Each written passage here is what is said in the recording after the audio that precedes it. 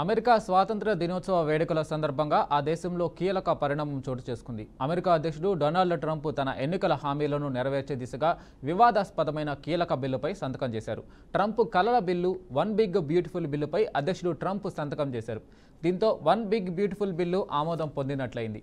ఈ బిల్లుతో పన్నుల తగ్గింపు, సైనిక వ్యయం పెంపునకు చట్టంలో ఆమోదం లభించింది. స్వాతంత్ర దినోత్సవాన్ని పురస్కరించుకొని వైట్ హౌస్లో అట్టహాసంగా జరిగిన ఓ కార్యక్రమంలో ఈ చట్టానికి ఆమోదముద్ర వేశారు. స్టెల్త్ బాంబర్లు, ఫైటర్ జెట్ల ఫ్లైబై విన్యాసాల మధ్య జరిగిన ఈ వేడుకల్లో ట్రంప్ తనదైన శైలిలో ప్రసంగిస్తూ అమెరికా మునుపెన్నడూ లేనంతగా గెలుస్తూనే ఉంటుందని రిపబ్లికన్ చట్టసభ సభ్యుల మధ్య ట్రంప్ పేర్కొన్నారు.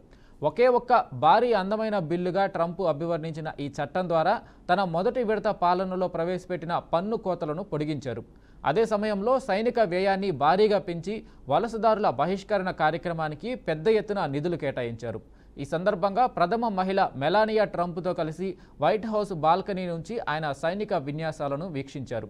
ఈ చట్టంపై సర్వత్రా హర్షం వ్యక్తమవుతున్నప్పటికీ మరోవైపు తీవ్ర ఆందోళనలు కూడా ఎదురవుతున్నాయి. ముఖ్యంగా తక్కువ ఆదాయ వర్గాల కోసం 1960లలో ప్రారంభమైన మెడికేడ్ ఆరోగ్య కార్యక్రమానికి ఈ బిల్లు చరిత్రలో లేనంతగా కోతలు విధించనుంది. దీంతోపాటు ఆహార సహాయ పథకాల నిధులను కూడా గణనీయంగా తగ్గించనుంది. ఈ కోతల కారణంగా సుమారు 1,70,00,000 మంది ప్రజలు తమ ఆరోగ్య బీమాను కోల్పోయే ప్రమాదం ఉందని, అనేక గ్రామీణ ఆసుపత్రులు మూతపడే అవకాశం ఉందని విశ్లేషకులు అంచనా వేస్తున్నారు. అయితే ఈ ఆందోళనను ట్రంప్ కొట్టిపారేశారు. ప్రతిపక్షాలు ఎప్పుడూ ప్రమాదం, అందరూ చనిపోతారు అంటూ ఒకే రకమైన విమర్శలు చేస్తాయి. కానీ వాస్తవం అందుకు పూర్తిగా విరుద్ధం అని ఆయన స్పష్టం చేశారు.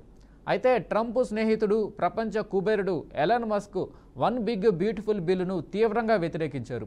ఈ బిల్లు విషయంలోనే ఇద్దరి మధ్య మనస్పర్ధలు కూడా తలెత్తాయి.